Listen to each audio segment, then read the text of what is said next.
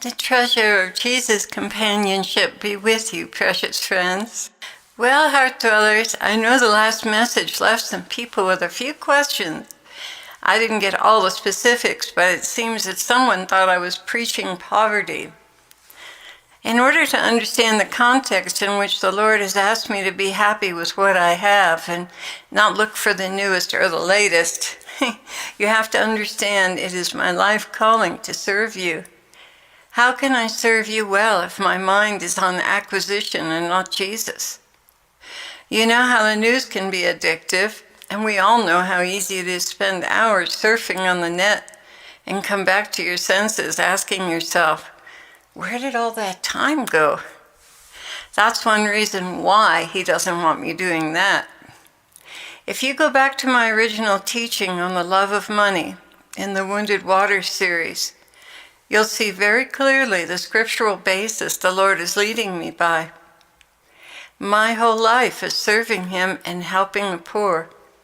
I can't serve two masters, and that Black Panther is something I've been trying to kill since I knew about it, probably a good 25 years. And it would seem that most of the time it is dead. But if you remember my original dream, I would overcome it, and it would go underwater. And I would think, wow, it's dead. Then it would pop back up again when I didn't expect it and go for my throat. That was an allegorical dream representing a deadly spirit of avarice.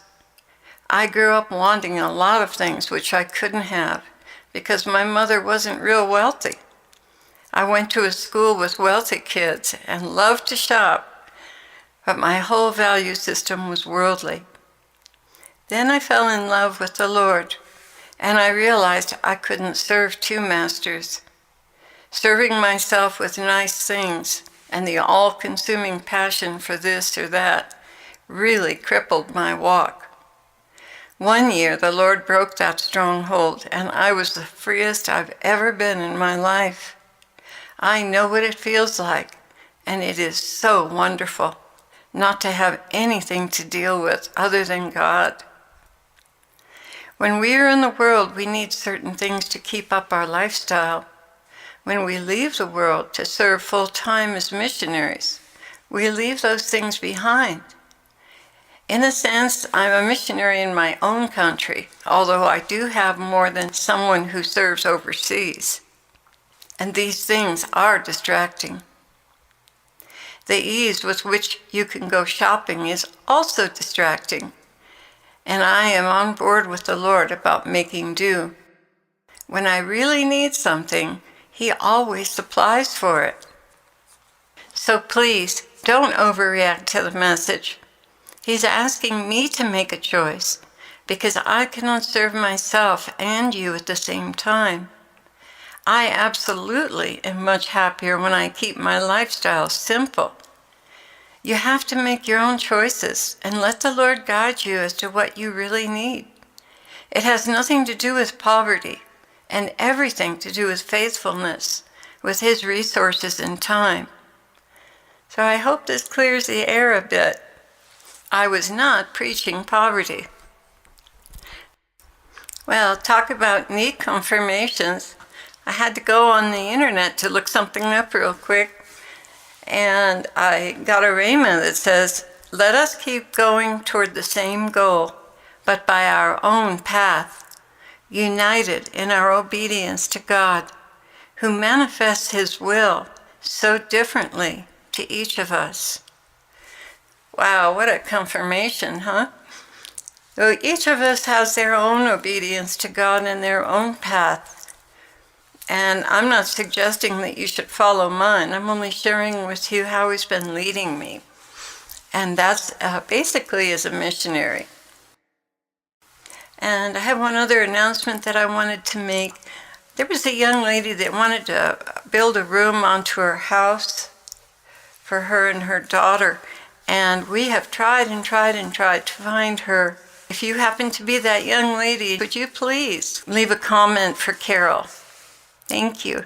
Moving on. Yesterday I was the one overreacting. After a correction like I had, I was overcorrecting even through Saturday. After a correction like I had, I was overcorrecting even though Saturday is the day when we straighten the house and put groceries away. I was trying to do that and pray as I normally do for several hours. You know, all the distractions and interruptions that happen. We had someone helping us as well. So my attention was constantly divided. Be faithful with communion service. Make sure everything gets done. Did that get put away in the right place? Did the floors get clean? And I was a casualty. I couldn't do either thing well. I think the Lord watched this and couldn't wait to get my attention because he said, Claire, I need to talk to you. So I dropped everything and went to the back room with my computer where I could hear him more clearly. He began, there's no need for you to be harried. There's a time for everything. You need to clean the house. That's legitimate. I'm not standing over you like a taskmaster, cracking a whip. Stand, kneel, go back to communion. Withdraw from activity. My bride, there's time for everything, and today is the day you do housework. Stop being scrupulous. It's embarrassing me, as though I were cruel and demanding. I'm not. I understand this is the house's turn. I've made adjustments for that.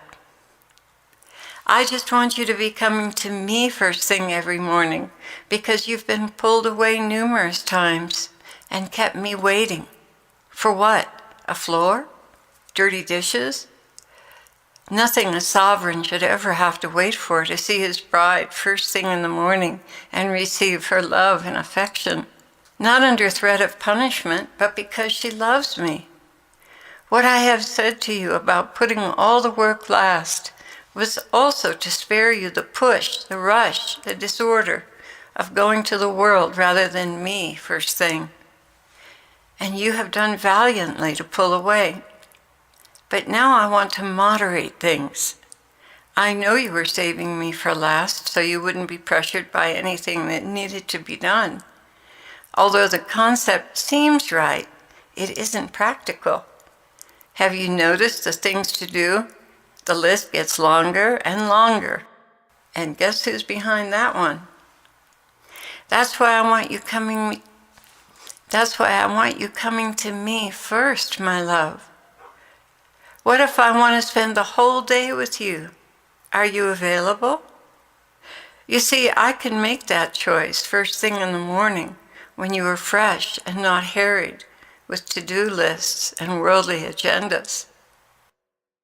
I want our time to be intimate and sweet, not under the threat of punishment.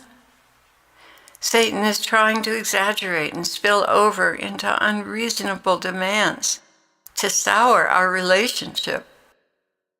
All of you, my brides, are very sensitive to pleasing me. So you are also prone to scrupulous spirits, demons who constantly make you question every single thing you do. And that's no way to have a relationship with me. My yoke is easy, my burden light. Don't let the enemy convince you otherwise. They will take anything I say and blow it up way out of context to cause you false guilt. What I'm looking for is very simple. Come to me, spend time with me, pray to me, and listen for my words of life and love, and do it first thing in your day. I know you need healing. It was a hard shot, but as you've been mulling it over, you realize that this was not just for one item, but a habit springing from self-will, not submitting to me. This is what we're looking for. And you know that most of the time the answer will be no, because we don't want you living as the world lives, with an eye to what's new. Besides, it's important for you to help the poor around you. What's old and usable is always best. That way you're not entangled in endless revisions. keeping up and being owned by what should be useful to you.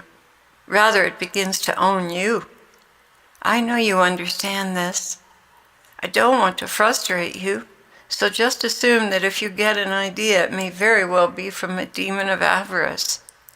And if you can find a way around it, you don't even have to ask me. This is the best way. Have my mind and my heart. So when it is the proper time for cleaning once a week, do it without scruples or condemnation. Do it joyfully as unto the Lord. Come here, my love.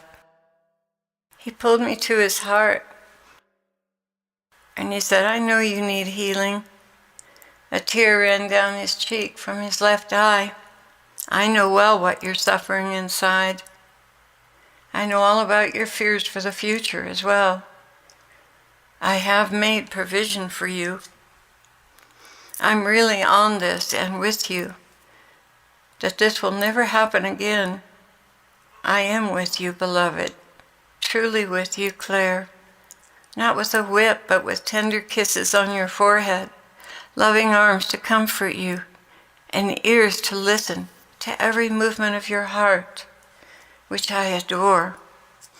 We are going to do this together.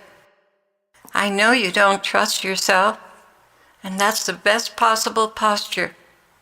This way you'll stay on guard and cleave to me. Understand, it was not just one thing that caused the correction. It was a habit of self-will and, in essence, rebellion, not to seek me first before you did anything.